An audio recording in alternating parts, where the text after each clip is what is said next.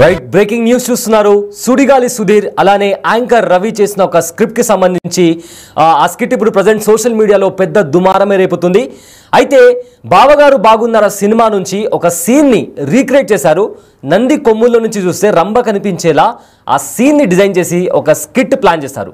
Present ఆ skit social మీడియాలో పెద్ద దుమారం రేపుతుంది. అయితే దీనికి సంబంధించి హిందూ దేవుళ్లపై చిల్లర స్కిట్ చేస్తున్నారంటూ రాష్ట్రీయ వానరసేన తీవ్రంగా మండిపడింది. అయితే ఇటీవల రీక్రియేట్ చేసిన ఈ స్కిట్లో సుధీర్ అలానే యాంకర్ రవి నంది కొమ్ముల నుంచి చూస్తే రంభ కనిపించేలా ఆ సీన్ని డిజైన్ చేశారు. సో సోషల్ మీడియాలో ఆ స్కిట్ వైరల్గా మారిన తర్వాత ఎవరైతే హిందూ రాష్ట్రీయ వానరసేన ఉన్నారో వాళ్ళు తీవ్రంగా మండిపడ్డారు. అలానే వెంటనే ఎవరైతే ఈ స్కిట్లో ఉన్నారో వాళ్ళంతా వెంటనే క్షమాపణలు చెబితే మంచిది, లేదంటే లీగల్గా చర్యలు తీసుకోవాల్సి వస్తుందని చెప్పి వాళ్ళు హెచ్చరించడం జరిగింది. అయితే ఈ మొత్తం స్కిట్ అయితే ఇప్పుడు ప్రజెంట్ సోషల్ మీడియాలో వైరల్గా మారింది. ఒక సినిమాలో నుంచి అంటే బావగారు బాగున్నారా సినిమాలో సీన్ ఉంటుంది, సేమ్ అదే సీన్ని రీక్రియేట్ చేసి నంది కొమ్ముల్లో నుంచి చూస్తే రంభ కనిపించేలా ఆ సీన్ని డిజైన్ చేశారు. సో అది చూసిన తర్వాత చాలామంది దీనికి సంబంధించి కామెంట్స్ పెట్టారు. అదేవిధంగా రాష్ట్రీయ వానరసేన కూడా దీనిపైన తీవ్రంగా మండిపడింది. హిందూ దేవుళ్లపై చిల్లర స్కిట్స్ చేస్తున్నారంటూ వెంటనే దీనికి సంబంధించి క్షమాపణ చెప్పకపోతే లీగల్గా కాన్సిక్వెన్సెస్ ఫేస్ చేయాల్సి ఉంటుందని చెప్పి కూడా ఇప్పటికే హెచ్చరించారు. అయితే దీనికి సంబంధించిన ఒక ఆడియో క్లిప్ కూడా ప్రజెంట్ వైరల్గా మారింది. అసలు ఆ ఆడియో క్లిప్లో ఏముందో ఒకసారి విందాం.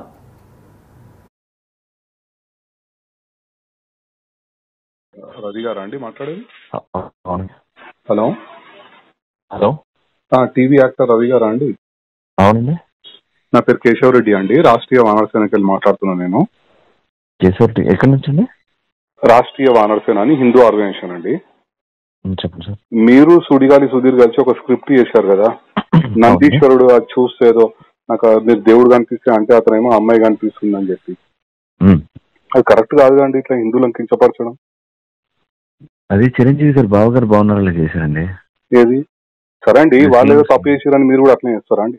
అది తప్పని చెప్పలేదండి ఎవరు. ఏనండి అది తప్పని చెప్పలేదు, అందుకే చేశాం. చిరంజీవి గారే చేశారు కదా అని మేము చేసాం. ఇప్పుడు చిరంజీవి గారు ఏ సినిమాలో చేసిన ఎన్ని సంవత్సరాల క్రితం అండి మీరు చెప్పేది? అది ఒక 20 సంవత్సరాలు ఏం వచ్చండి. సరే 20 సంవత్సరాల కింద ఏదో చేసిరు, సో మీరు రిపీట్ చేస్తారా అండి? మీరు కూడా చదువుకున్న వాళ్ళే కదా. అంటే మాకు ఆయన అంటే ఇష్టం సార్, ఆయన ఏం చేసినా అంటే ఇప్పుడు తప్పు అయినా సరే మీరు చేస్తారా? మీరు తప్పని చెప్పాలి కదా సార్. అప్పుడు మీరు చిరంజీవి గారికి అప్పుడే చెప్తే మాకు తెలుస్తుంది కదా సార్ తప్పని. ఏమండి మేము ఆ సినిమా ఏందో మీరు చూడలేదు, మీరు ఏ సినిమా గురించి చెప్తారో మాకు తెలియదు. మీరే 20 సంవత్సరాల super duper hit cinema sir. చూడలేండి, మాకు అనవసరం మాకు సినిమాల గురించి. నేనేమంటున్నా సమాజాన్ని కించపరిచే విధంగా చేస్తున్నారని అడుగుతున్నాను. ఏం చేశాను సార్ సమాజం ఎట్లా ఏం చేశాం? అవును, మీరు స్క్రిప్ట్ చేశారు కదా, వీడియో ఉంది అండి ఓపెన్ గా. అవును, ఏం చేసాము? ఏనా అందుకెళ్ళి అమ్మాయి కనిపిస్తుందని ఎలా అంటారండి మీరు? శివుని దాంట్లోకెళ్ళి నందిని చూసుకుంటా అంటే ఇప్పుడు అమ్మాయిలు గుడిలో తిరుగుతూ ఉంటారు కదండి. అయితే ఇప్పుడు ఆయన అట్లా కొమ్మలతో దేవుడిని చూద్దాం అనుకున్నాడు, కానీ అమ్మాయి మధ్యలో వచ్చింది. ప్రదక్షిణలు చేస్తుంటారు కదా సార్, అప్పుడు ఈ అమ్మాయి మధ్యలో వచ్చింది. ఏమైంది, కనిపించారా స్వామివారు అంటే అమ్మవారు కనిపించారు అంటారు. ఇప్పుడు మనం ఇంట్లో అమ్మని చెల్లని వదినని అమ్మవారు అంటాం కదా సార్. అంటారు, కానీ మీరు అంటే ప్రతిసారి ఇట్లా హిందువులను కించపరచుకుంటే మీరు స్క్రిప్ట్లు చేయొచ్చు. మీరు అంటే సమాజానికి ఇక్కడ నేను అడిగింది ఎక్కడ ఏ దేవుణ్ణి కించపరిచాము అని. అవునండి, మీరు ఇప్పుడు నందీశ్వరుడు సుధీర్ చూశాడు, సుధీర్ చూసి ఏం చూసాడు? శివుని చూసిండా అండి? శివుడు కనబడలేదండి, మధ్యలో అమ్మాయి ఉంది. మీరు కావాలనే స్క్రిప్ట్ అట్లా చేసారు కదా, మీరు స్క్రిప్ట్ కావాలని చేసి హిందువులను కించపరచుకుంటా అట్లా అమ్మాయి మధ్యలో కనిపించింది, గుడిలో అమ్మాయిలు కనిపిస్తున్నారు అని ఎట్లా మాట్లాడతారండి మీరు?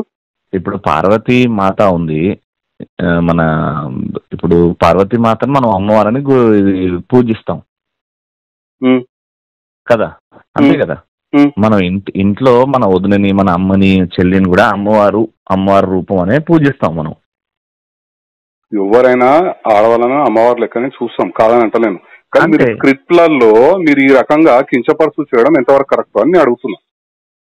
ఇది సార్ మీ పేరేమన్నారు సార్? రెడ్డి. కేశవ్ రెడ్డి అండి. కేశవ్ రెడ్డి గారు, మీరు మాట్లాడేది నాకు అర్థం కావట్లేదు. నేను పాయింట్ మాట్లాడుతున్నా. ఇది సుధీర్ గాని రెడ్డి గారు వినండి. చెప్పండి. ఇప్పుడు ఇప్పుడు అక్కడ చిరంజీవి గారు చేశారు అని మీకు తెలియదేమో, ఓకే నేను చెప్తాను ఇది ఫైనల్గా ఏంటంటే నేను షూట్లో ఉన్నా. ఇప్పుడు నేను కానీ సుధీర్ కానీ మాకు అది చూపించి ఇది చెయ్యాలి అన్నారు. చిరంజీవి గారే చేశారు కదా, అప్పుడు ఏమనలేదు. అంటే నందీశ్వరుణ్ణి తెచ్చిపెట్టినప్పుడు మేము షూస్ కూడా ఇప్పేసి స్టేజ్ మీద ఉన్న వాళ్ళందరి చేత షూస్ ఇప్పించేసి, ఎందుకంటే దేవుడు ఉన్నారు కాబట్టి షూస్ ఇప్పించేసి మేము ఆ స్కిట్ చేసాం. చిరంజీవి గారిని ఏమనలేదు, అది కరెక్ట్ ఏమో. అండ్ అమ్మాయిని మనం అమ్మవారు ఏం జరిగిందని నాకు తెలియదు. ఒక నిమిషం నేను నాకు అప్పటి అవసరం లేదండి. నేను ఏమంటున్నా, ప్రస్తుతం ఏదైతే మీరు చేసిరో అది కరెక్ట్ కాదండి. ఇది ప్రతి ఒక్కరికి ప్యాషన్ అయిపోయింది. ప్రతి ఒక్కరు ఇట్లా హిందువులను కించపడుచు స్క్రిప్ట్లు చేయడము, హిందువుల పైన దాడి. ఏమండి మీరు యాజ్ ఎ హిందూగా ఉండి మీరు ఈ రకంగా మాట్లాడడం ఎక్స్ప్లెనేషన్, మీరు ఏదో తప్పు జరిగిందని కూడా మీరు పశ్చాత్తాపం పడతలేరు. మీరు ఇట్లా మీరు ఎట్లా మాట్లాడుతున్నారండి నాకు అర్థం కాదు. మరి నాకు తప్పని చెప్పండి సార్. అది 100% తప్పండి. చేసిన తర్వాత ఇప్పుడు మీరు నాకంటే మినిమం ఒక 10 సంవత్సరాలు పెద్దగా ఉంటారు. ఇప్పుడు మీరు అప్పుడే చిరంజీవి గారు చేసిన దానికి ఇప్పుడు యూట్యూబ్ లో ఉంది చిరంజీవి గారిది. మేమన్నా తీసేసినాం, మీ మీద మర్యాదతో తీసేసినాం. ఆ వీడియోనే తీసేసినాం. ఎప్పుడు మేము చేసింది ఇప్పుడు మీరు పెట్టింది తీసేసినాము. మరి హిందూ సమాజానికి ఒక క్షమాపణ చెప్పండి, మళ్ళీ తప్పేముందల్లా చెప్పరు. అట్లా ఇగో హార్ట్ అవుతుంది కదా. ఇప్పుడు ఇంతమంది హిందువులు చూసే కదా మీరు ఈ స్టేజ్ వచ్చారు మీ షోలు. నేను ఏమంటే రవి గారు ఒక్క నిమిషం, హిందూ సమాజం మొత్తం చూస్తేనే కదా మీరు ఈ స్టేజ్ వచ్చారు. మీకు తప్పు జరిగినప్పుడు హిందూ సమాజానికి క్షమాపణ చెప్పడానికి తప్పేముందండి? మీకంటే ముందు 20 మందికి ఎక్స్ప్లెయిన్ చేసినాము. 20 మందికి ఎక్స్ప్లెయిన్ చేసినాము. మీరు నంబర్ నాది ఏడు నుంచి తీసుకున్నారో అక్కడ నుంచి నాకు సుధీర్కి వస్తే మేము 20 మందితో మాట్లాడాం. మాట్లాడాలండి. మన తప్పు జరిగినప్పుడు ఫోన్ చేస్తారు కదా, ఎవరైనా సరే చేస్తారు కదా. హిందువే కదా, మీరు కూడా ఒక హిందువే. రవి గారు మధ్యలో ఇగో వస్తుంది. రవి గారు ఒక్క నిమిషం, మీరు కూడా ఒక హిందువే కదా? నేను ఇండియన్ సార్. మీరు ఇండియన్, హిందూ కాదైతే. అంటే ఇట్లనే కించపరచు పోస్టులు పెడతాము, మాకు ఎవరన్నా ఇట్లా ఫోన్లు చేసినప్పుడు తీసేస్తాం, అంతే కదా? మీరు ఏం చెప్పలేదు సార్. పోస్ట్ మీరు ఇగోతో మాట్లాడితే ఏం చేయలేము సార్. ఇగోతో కాదండి, మీరు చేయడమే తప్పు చేస్తారు. మీరు చిరంజీవి గారు చేసినట్టు నాకు తెలియదు అంటారు. ఇప్పుడు చిరంజీవి గారు రవి గారు ఒక నిమిషం సినిమాలు చూసుకుంటా కూర్చోమండి, మాకేం ఇది లేదు. మీ మా దృష్టికి వచ్చింది కనుక మేము ఒక హిందూ ఆర్గనైజేషన్ కనుక మీకు కాల్ చేశాను. నేను అసలు ఏంది మీరు ఈ రకంగా చేయడం ఎంతవరకు కరెక్ట్ అని చెప్పి నేను ప్రశ్నిస్తున్నాను. Done sir. నేను ఒకటే ఫైనల్ గా ఏం చెప్తానంటే, జీ తెలుగు ఆఫీస్ మాదాపూర్ లో ఉంది సార్. మర్సిడీస్ షోరూమ్ వెనకాల మాదాపూర్ లో జీ తెలుగు ఆఫీస్, జీ తెలుగులో వచ్చింది సార్ ఇది. ఒక్కసారి వాళ్ళు చేపించారు సార్ మొత్తం. మేము తీయమన్నాం, తీసేసారు, వీడియో తీసేసారు. అరే కొంతమంది హర్ట్ అవుతున్నారు, అందులో ఏం లేదు అయినా హర్ట్ అవుతారంటే తీసేసారు. ఓకే, మీరు ఏమన్నా క్షమాపణ చెప్పనంటారు అంతే కదా? లేదా సార్, అది ఛానల్ పర్మిషన్ లేకుండా మేము చెప్పలేము. అదే నేను ఏమంటున్నా, హిందువులు మిమ్మల్ని ప్రతి ఒక్క హిందూ ఇప్పటిదాకా మీ షోలు చూసి మిమ్మల్ని లైకులు చేసి మిమ్మల్ని ఈ స్థాయికి తెచ్చిర్రో, అదే హిందూ సమాజాన్ని మాత్రం మీరు క్షమాపణ చెప్పనంటారు అంతే కదా?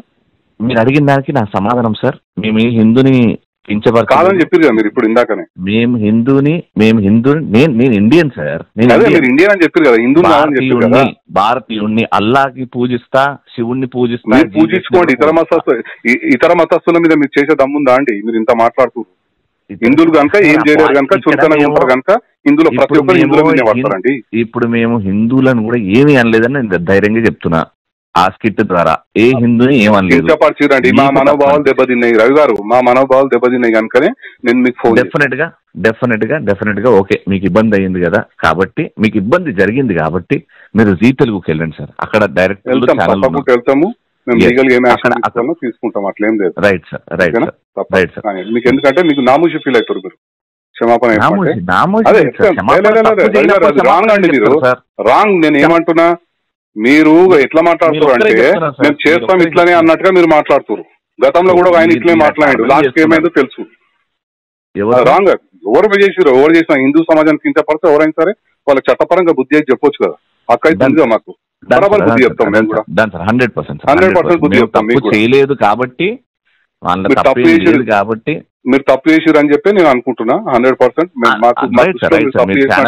మా హిందూ సమాజాన్ని మీరు కించపరిచినట్టే, మీకు చట్టపరంగా మీకు లీగల్ యాక్షన్ ఉంటుంది తప్పకుండా.